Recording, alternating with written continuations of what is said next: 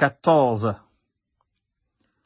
14, 14, c'est le nombre exact, comme annoncé par les Polonais, du char Léopard 2 livré à l'Ukraine. Pour Polonais sur ces chars.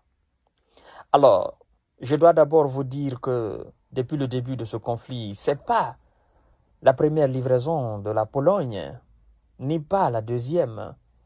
La Pologne a constamment fait des livraisons à l'Ukraine pour essayer de contenir la Russie sur le territoire ukrainien. La Pologne craignant que, après une défaite ukrainienne, que la Russie ne s'attaque à elle. Il y a objectif dans objectif. Donc, la Pologne préfère encore armer davantage l'Ukraine afin de tenir tête à la Grande Russie. Les États-Unis d'Amérique, la France, l'Allemagne, la Hollande, la Belgique, la Grande-Bretagne, l'Espagne, la Finlande, le Canada, tous ces pays de l'OTAN ont inexorablement décidé de faire de l'Ukraine un terrain de guerre, un terrain de conflit de géopolitique et de géostratégie. Mais la question qu'il faille se poser avec cette démonstration de chars Léopard 2, est-ce que ont-ils la capacité de vaincre la Russie avec 150 chars, même si c'est 200? Je crois que cette probabilité, elle est faible. D'autant plus que la Russie vient, dans ces 2 jours-ci, de livrer une centaine de chars T-90 très modernisés et T-72 très modernisés également aussi. Alors, je pense que vous qui suivez l'actualité, vous vous posez la question, évidemment, comment ces 150 chars avec des blindés peuvent faire la différence face à ces centaines de chars russes. La Pologne, comme vous voyez sur l'image, avec cette démonstration de chars Léopard 2, et comme d'ailleurs a fait aussi les Français avec leur char Leclerc, la Pologne a décidé de se tenir aux côtés de l'Ukraine. Oui, de se tenir aux côtés de l'Ukraine. Et là, vous voyez des soldats polonais avec le drapeau polonais floqué sur le treillis. Là, ils sont à l'intérieur du char. Ils sont en train de former aussi des Ukrainiens au maniement de ces chars. Tout ça, ce sont des démonstrations à convaincre le grand public, l'opinion nationale ukrainienne et l'opinion internationale. Pour dire, nous avons du répondant, même si la Russie, nous savons bien que c'est une puissance et que nous savons aussi que le maniement des chars ou le combat des chars est le fort des Russes, nous allons quand même toujours nous tenir aux côtés de l'Ukraine. Ça, ce sont des entraînements, comme vous voyez. Oui, toujours des entraînements. Et tout cela se passe à la frontière polonaise. Alors, on se serait posé la question, à quoi ça sert, n'est-ce pas, toute cette démonstration si sur le terrain en Ukraine, on est en train de dominer l'armée ukrainienne. À quoi ça sert de garder tous ces chars si vous savez réellement que vous allez combattre les Russes? N'est-ce pas, c'est le temps? Parce que, comme l'a annoncé le chef d'état-major ukrainien, j'ai beaucoup d'officiers aussi ukrainiens que l'armée russe est fatiguée et qu'ils vont exploiter cette fatigue de l'armée russe. Moi, je pense que c'était le bon moment de livrer ces chars et d'aller achever directement cette armée russe fatiguée en lambeaux à Bakhmout et dans le Grand Donbass afin de récupérer les territoires sous la domination russe. Et une chose aussi importante, on nous dit qu'il n'y a pas de munitions. À quoi ça sert de gaspiller les munitions en faisant ces publicités, comme vous le voyez là?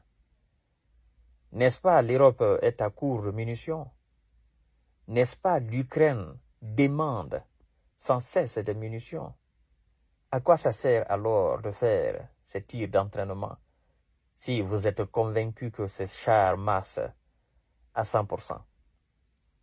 Moi, j'aurais préféré à votre place amener ces chars directement sur le champ de combat et ne même pas attendre pour des entraînements. Parce qu'on sait que dorénavant, l'équipage de beaucoup de ces chars-là, ce sont des militaires de l'OTAN, des militaires américains. Il faut le dire. Le temps presse. L'Ukraine n'a pas assez de temps pour former ses militaires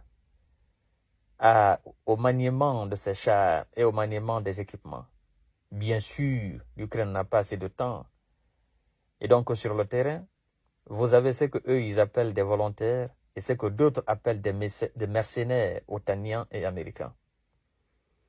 Mais, laissez-moi vous dire que tous les spécialistes sont unanimes pour dire que 150 chars ne pourront pas faire une grande différence. Là, vous voyez les chars alignés.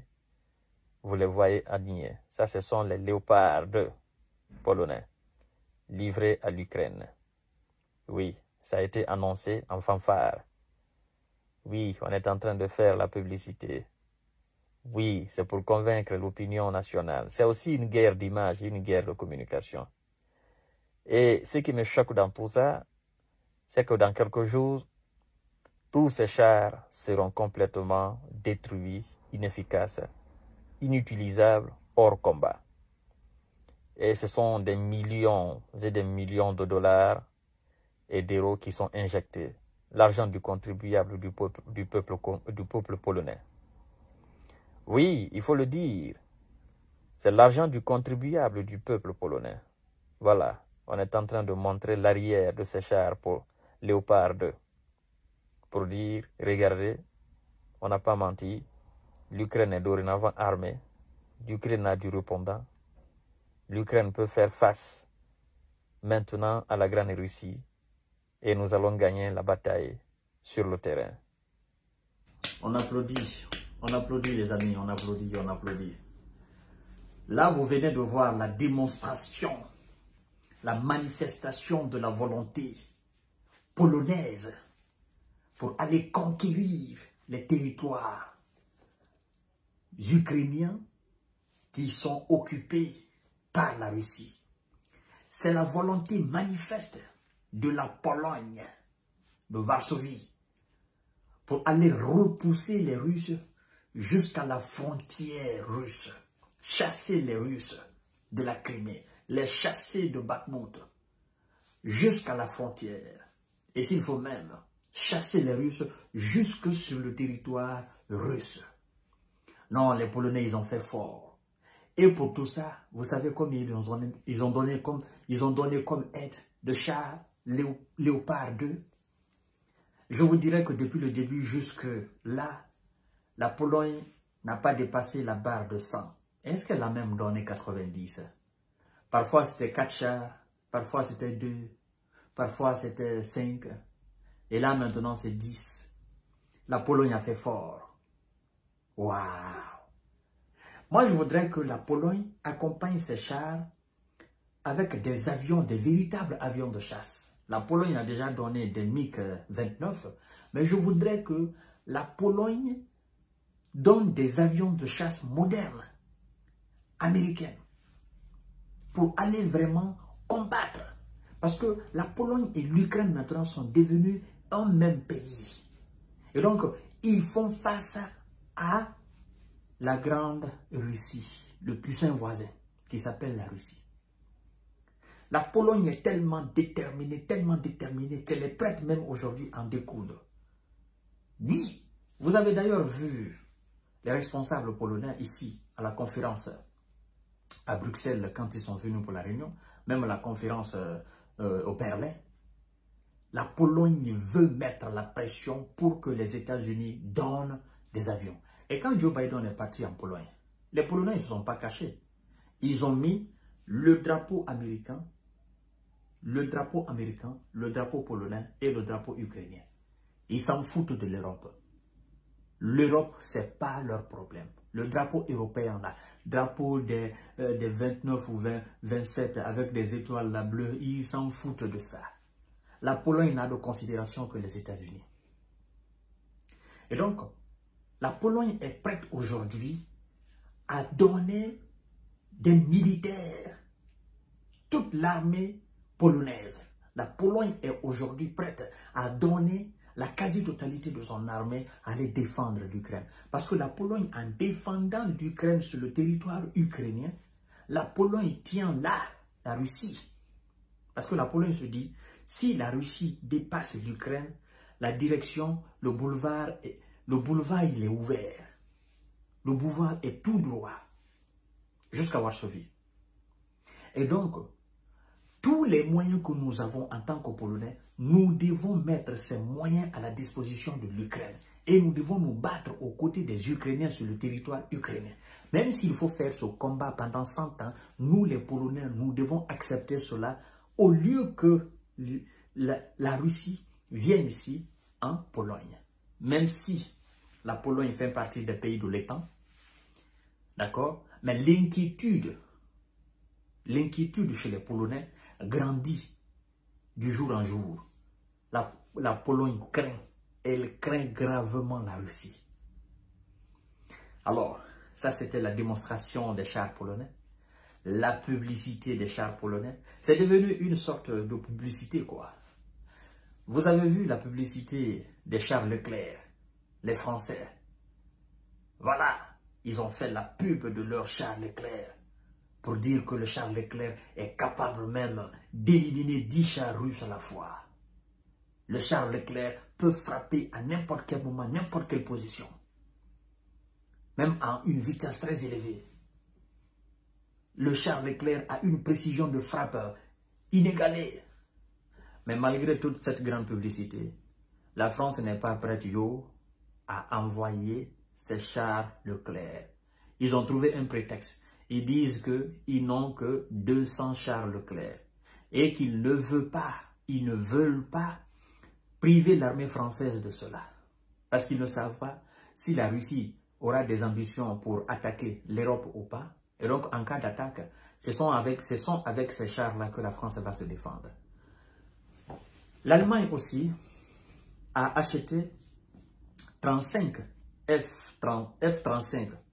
C'est des avions de chasse modernes américains. C'est des avions qui coûtent très cher. Alors, la Pologne aussi a commandé. La Roumanie aussi, je crois bien, le Parlement est en train de siéger là-dessus. Je crois aussi qu'il y a d'autres pays, la Finlande, des pays comme ça là, sont dans la même perspective d'achat d'avions et d'armements militaires américains. La question qu'il faille se poser à ce niveau, chers messieurs, chères dames, chères demoiselles, est-ce que l'OTAN existe militairement? Est-ce que l'OTAN existe militairement? Pourquoi les Européens achètent-ils les armes américaines? Pourquoi les Européens achètent-ils les avions de chasse américains? Pourquoi les Européens achètent-ils les chars américains?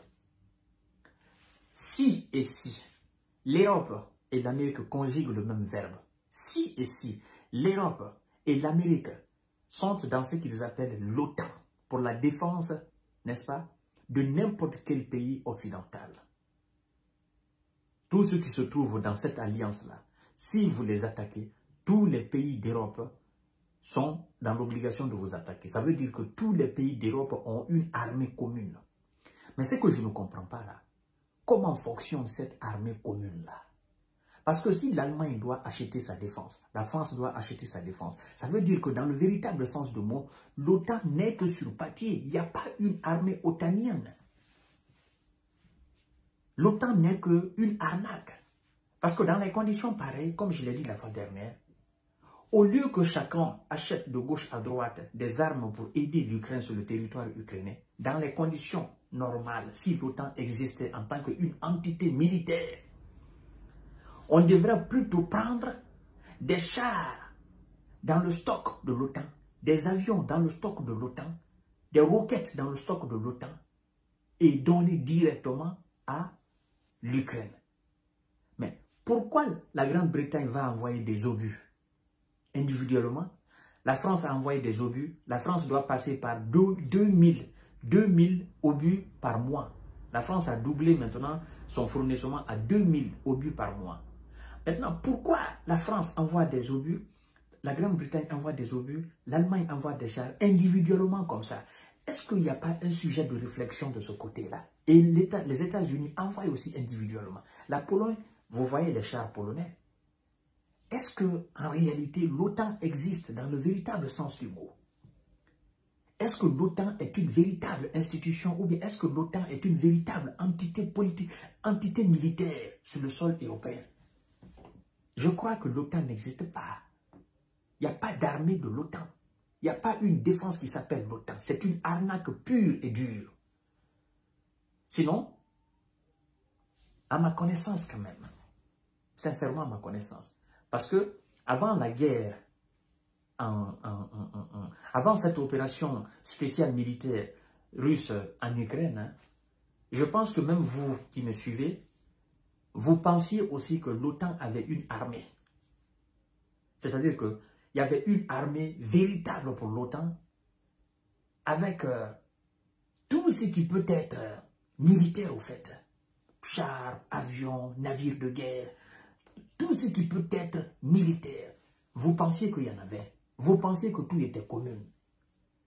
Mais en réalité, avec cette guerre-là, nous avons compris que l'OTAN n'est qu'une arnaque. L'OTAN n'est qu'un lion sur le papier. Parce que si l'OTAN existe en réalité, pourquoi la France aura une armée? Pourquoi la Belgique aura une armée?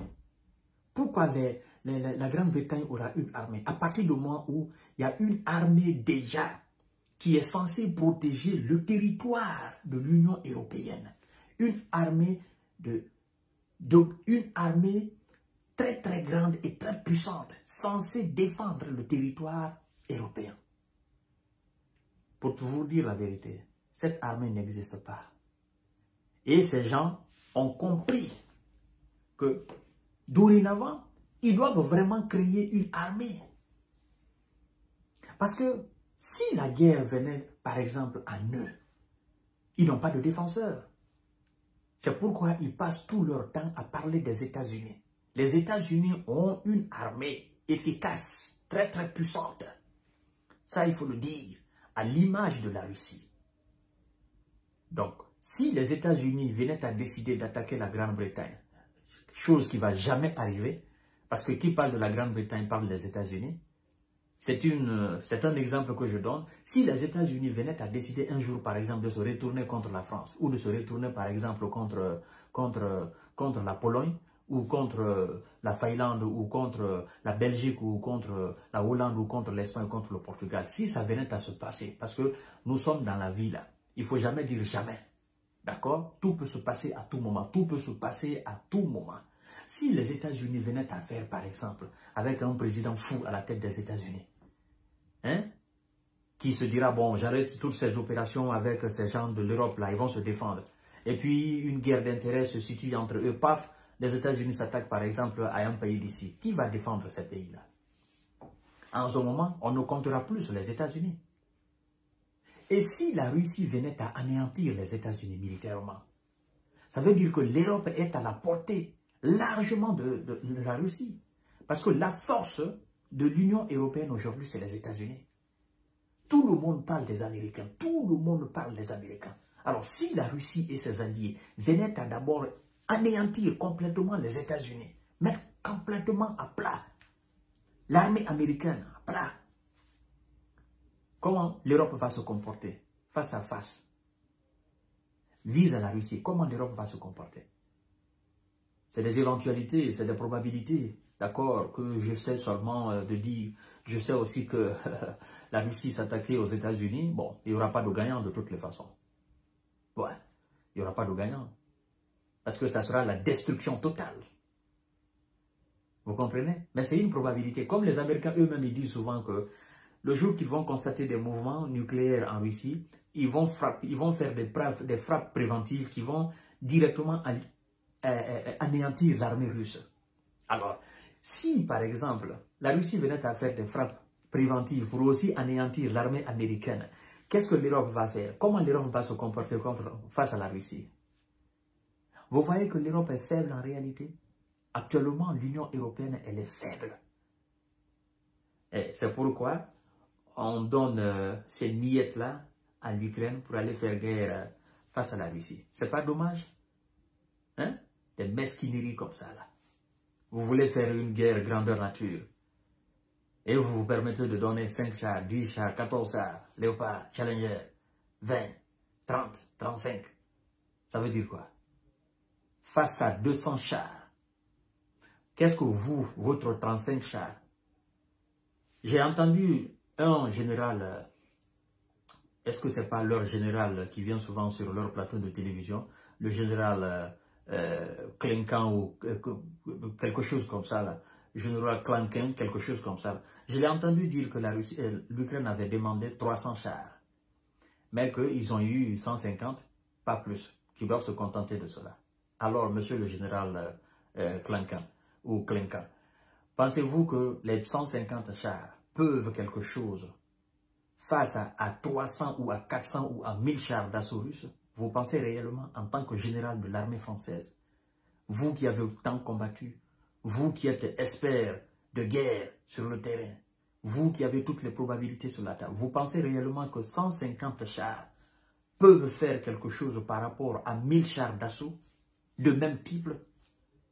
Et vous savez très bien que le combat de chars en Europe et ici, dans le monde entier, le premier dans le combat de chars, il faut le souligner, les Russes sont la première puissance dans le combat des chars.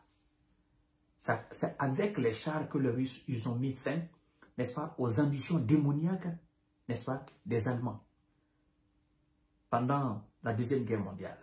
Et ils sont venus à Berlin avec des chars. Ils ont marché sur Berlin avec des chars. Donc, dans le combat des chars, les Russes, ils sont experts dans ce domaine-là. Alors, vous pensez que vous, 150 chars, ça peut faire quelque chose? Moi, je pense que vous rigolez. Alors, cher monsieur, chère dame, chère demoiselle, je crois que vous avez compris tout. Nous allons attendre la grande contre-offensive ukrainienne. Ça va se passer devant nous tous, non? Que l'omnipotent, l'omniscient, l'omniprésent nous donne longue vie pour que nous puissions voir maintenant cette grande contre-offensive ukrainienne et on va la commenter, oui, avec sagesse. Ça ne sera pas avec moquerie, mais avec sagesse, évidemment, parce que ça risque de tourner au fiasco. Ouais, ça risque d'être une désillusion totale. Abonnez-vous sur cette page Jeune Visionnaire Pharma, activez la cloche de notification pour ne plus rater les vidéos de Jeunes Visionnaires, partagez largement la vidéo dans tous les groupes possibles. De toutes les façons, nous disons à bas la guerre, à bas l'escalade de violence, nous disons tout simplement vive la paix. Et il y a le président bélarusse, je crois Loukachenko, qui a fait une déclaration. Je vais revenir sur cette émission-là, sur sa déclaration-là, parce qu'il y a beaucoup de choses à dire. J'ai déjà la vidéo, je vais venir là-dessus. Et vous allez voir que ces gens ne sont pas des animaux. En attendant, partagez cette vidéo.